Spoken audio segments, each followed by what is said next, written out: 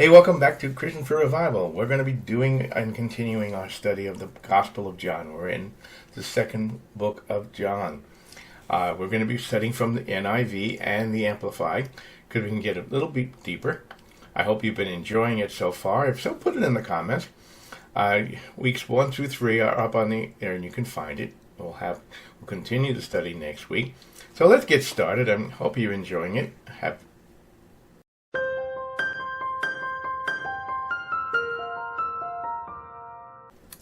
So just to review, we've talked about who Jesus is, the Word of God, where he came, why he became flesh, and now we're going to get into Jesus' first miracle.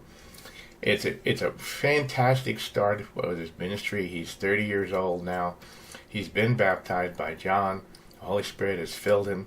So let's get started. What's going on here is on the third day of the wedding in Cana in Galilee. It's his hometown. Jesus was there. And Jesus and his disciples were invited to the wedding. And when the wine was gone, his mother said to him, "We have no more wine. What are we going to do?" And he goes, "Woman." Now, he's not being... The English translation doesn't quite get it right. Woman.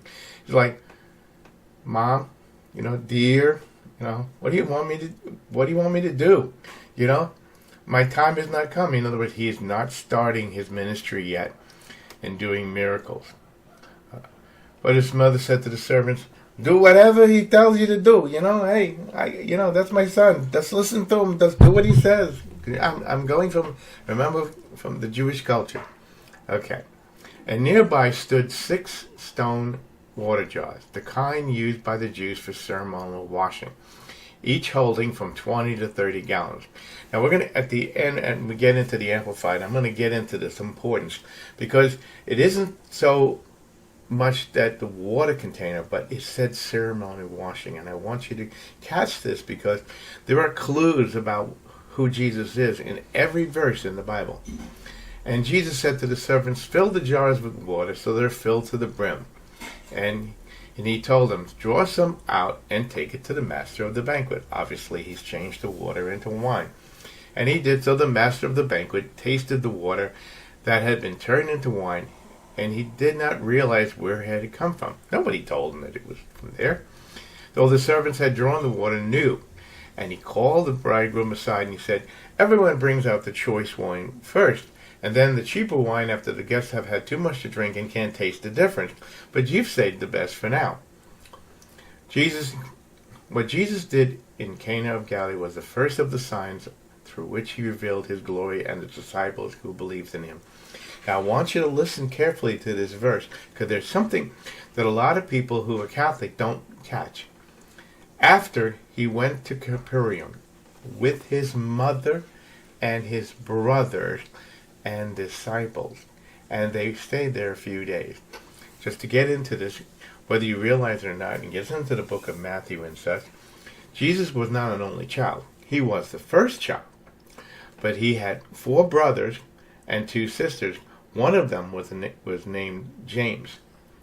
And do you know who the second one was? Let's continue. Now, the next thing that is happening in the book of John, of course, is Jesus goes to the temple at the time of Passover. It's a commandment by all Jews. They have to go to the temple, and they have to perform a sacrifice. Now, important thing here is about the temple, and we're going to go into this in great deal later. But what happens in the temple courts, the temple was set up in sections. There was a section for the women, there was a section for this, there was a section for that. But then there was a special section inside the temple that was for the Gentiles. Basically, if a Gentile were to come and start to believe in Yeshua, and they had an eye in God, and he wanted to come to the temple and worship, there was a separate area set aside for them to come and worship.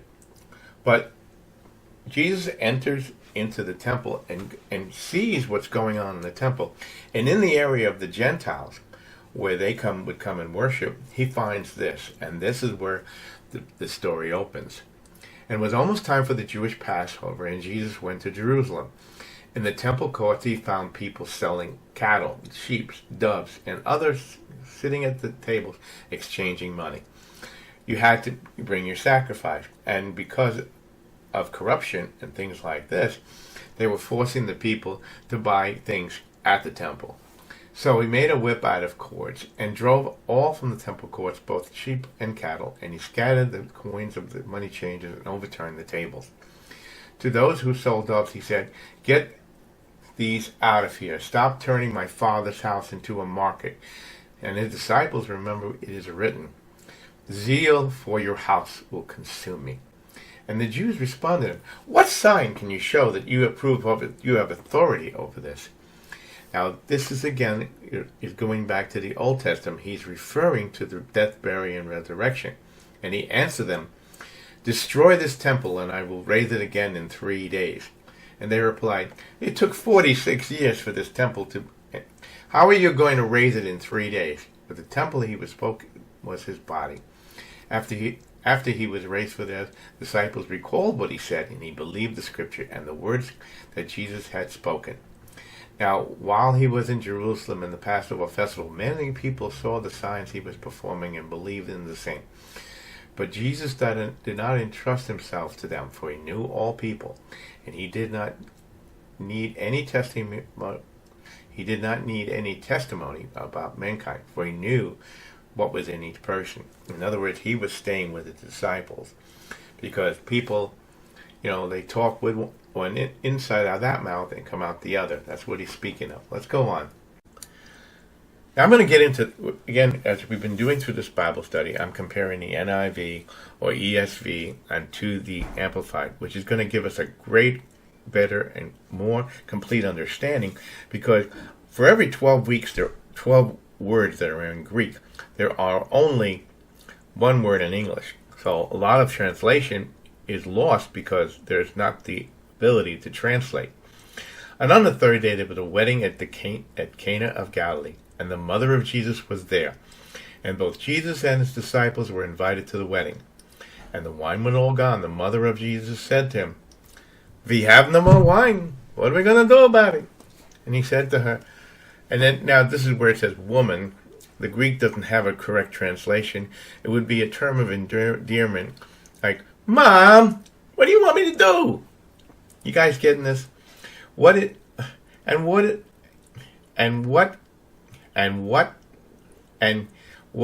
you want me to do? My time to do miracles, to act, to be revealed, is not yet come. And like any Jewish mother would go, she says to the servants, "Do whatever he says," and she walks away. In other words, do what I ask you to do. You gotta get the Jewish understanding of these things. Now, there was 6 stone water pots there for the Jewish custom of purification, ceremony washing, containing 20 to 30 gallons each. And Jesus said to the servants, "Fill the water pots with water." So he filled them up to the brim. Now, I want you to understand what a ceremony pot is. It's a wash basin. It's where you go to clean yourself. So you come in and you put one arm into the water, then you put the other arm into the water, you scrub off the dirt, you have a cloth, and you wash yourself. That is what's going on. So you got to understand, these are not something you hold wine with normally. These are cleaning pots. But they had cleaned the pots, and they washed them, and they filled them with water. Now let's go on to what's going on here. And he said to them, "Draw some of it out and take it to the head waiter of the banquet." So he took it to them. And when the head waiter tasted the water, which had been turned into wine, not knowing where it came from, though the servants who had drawn the water knew, he called the bridegroom, and he said to him, "Everyone else serves the best wine first. And when the people have drunk freely, then he serves them not so good wine to save some money. But you have held it back and taken the good wine till now." This is one of the first signs of testing miracles Jesus did in Cana of Galilee. And he revealed the glory, displaying his deity and great power openly. And his disciples believed confidently that him as Messiah. They adhered to and entrusted to him. And again, here's this verse again that is so keen. And after he went down to Capernaum, he and his mother and his brothers and his disciples, They all stayed with him a few days. And like I said, and as we get into the Bible study, you're going to find out that Jesus had four brothers.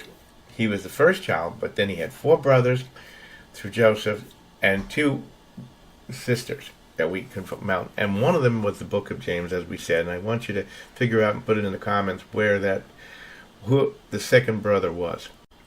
Let's continue. Now, the first Passover, cleansing of the temple, is the title in the book. Now, the Passover of Jews was approaching, so Jesus went up to Jerusalem. Now, at the time we were talking about, it was customary for that when you went to Passover that you brought a sacrifice at the temple. And this was required a minimum of 3 times for all males, 3 times a year, to come to the temple. And what had happened at the time, basically, is that there was a lot of corruption. They wanted to make money. So what they were doing is you couldn't just go and buy something. You had to exchange your money from the Roman money to the Jewish money, and then you had to buy something. So there was an upcharge. Kind of crazy if you don't know that already. And like I said, in the temple enclosure, that's basically where it's set aside for the Gentiles, where they would come and pray. They had converted it to a storehouse, a place of selling money, and Jesus is obviously upset because he's there to save the world and to allow not only Jews but all people to come to Christ. And this is why he's so upset. In the temple enclosure, he found the people who were selling oxen and sheep and doves, and the money changers sitting at the tables. And he made a whip of cords. It's 3 cords together, which you're going to get reference to it later, because 3 cords can't be easily broken. And he drove them all out of the temple with sheep and oxen, and he scattered the coins of the money changers, overturning their tables. And those who sold the doves said, "Who do you think you are? Take these things away. Stop making my Father's house a place of commerce." And his disciples, remember, it is written in the scripture, "He will have zeal, concern for the house, and in his honor he will consume me."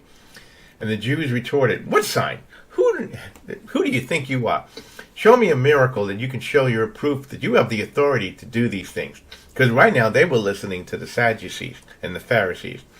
And Jesus answered them, "Destroy this temple, and in 3 days I will raise. Destroy this temple, and in 3 days I will raise it up." And then the Jews replied, "It took 46 years to build this temple. Who do you think you are, that you could raise it up in 3 days?" But he was speaking of the temple of his own body, of his death, burial, and resurrection. And the disciples remembered what he said, and they believed and trusted and relied on the scripture of the words he had spoken. I hope you've been enjoying this. We've just finished the 2nd chapter. We'll be back next week with more. You can check out the first beginnings of John. And we'll be getting next week, we'll be getting into the book of John, where he goes back and talks to John before he was taken to prison. So look forward to seeing you then. Don't forget you can buy us a cup of coffee to support the channel. Check out my other videos. Check out our podcast.